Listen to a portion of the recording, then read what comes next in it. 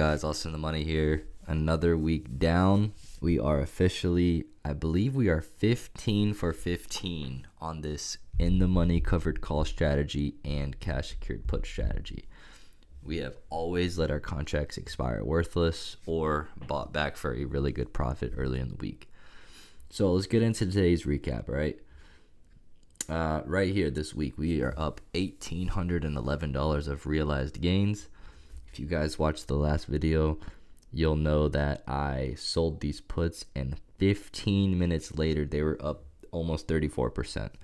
So $465 for 15 minutes. That was a no-brainer for me. Took some profits. Then I ended up selling a ton of SoFi puts. And later that day, around, I think it was 1 hour before market closed, they were up 42%. I was like, wow, I got to take these profits, man. This is just crazy to have on a Monday. So I ended up making $1,000 on Monday. And then since I had already kind of reached my, $1,000 per week goal that I have set for myself at a minimum, I decided to play it a little bit safe. And I stayed into cash until Tuesday morning. And I was really looking for some good deals, something in the market. And honestly, I couldn't really find anything. SoFi was kind of flat, and I was like, you know what? Let's just, sell some SoFi puts again, and we'll just let these ones expire. And this is exactly what I did. Sold some 20.5 puts, made another $770 for the week, got 100% of the premium because it expired yesterday, and that puts us at $1,811. So we are absolutely killing it. We've been doing this strategy since I believe May 16th. So we'll go through all that. But for the month, we are up $9,800. And for 3 months, we are up $20,000. So year to date, right? You can see lots of trading, right? Blah, blah, blah, blah, blah. I ended up selling some shares for a massive loss. And then I ended up buying some shares and selling them for a massive gain. And this is where we started the in the money covered call strategy and cash secured put right here. And as you can see, it has been very consistent. And that's what I'm looking for. I'm not looking for no big swings. I'm looking for consistency to grow the portfolio. That's all I care about is consistency, right? I want to be able to know, hey man, I can get in here, make $1,000 this week and get out. I'm not trying to make, $10,000 this week and possibly lose $7,000 the next week.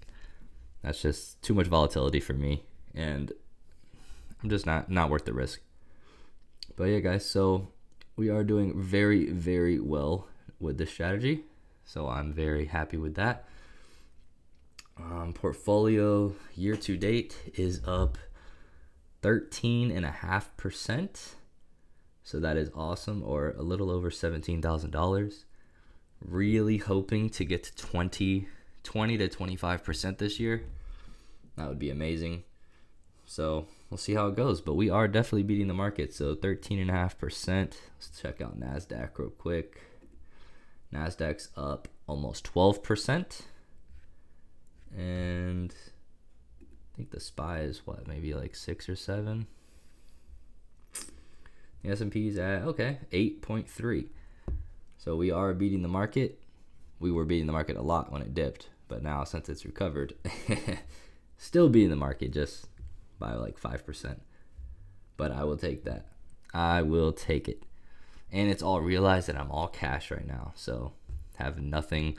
I did put in a little IPO for the bullish stock. I thought it was funny that the name was bullish, so I'm gonna take a small gamble. I think 1% of my portfolio I did to buy shares. That way, if worst case happens, then I won't lose too much. But, I would assume that this thing is probably going to take off after IPO, just like most of the other IPOs do, especially because of the name. So we'll see how that trade goes. Maybe I can swing in a quick 1,000 or 2 off of it. See how that goes. But let's get into the markets. So this is the NASDAQ QQQ. We are pushing that top Bollinger Band again, right? I remember if you guys stuck with me, you'll know that I was talking about it over here, how we're pushing this top Bollinger Band, and that's usually not, it's not too good. When it usually pops out, it usually pops back in.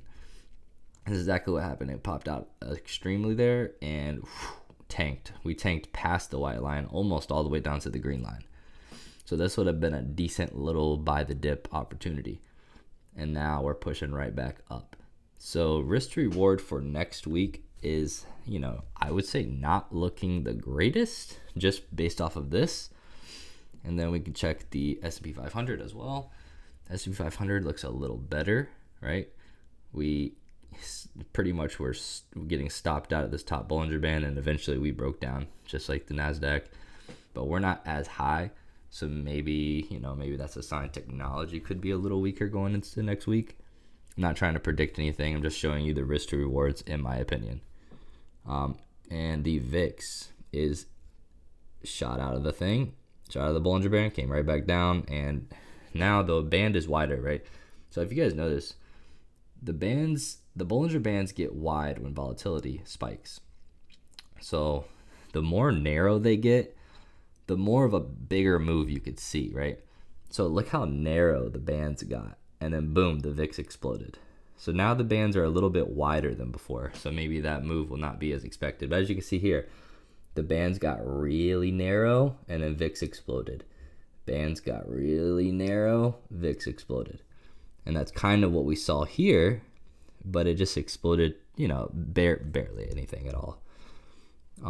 But the bands, they're not as tight, but they are still kind of narrow, but they're definitely not as tight as they were like a week or two ago. So that's something to keep in mind. If you ever see the Bollinger Bands get really tight like this, expect a possible, quick and big move from the VIX. So let's check SoFi. Okay, well, SoFi's not pulling up. Let's check HOOD.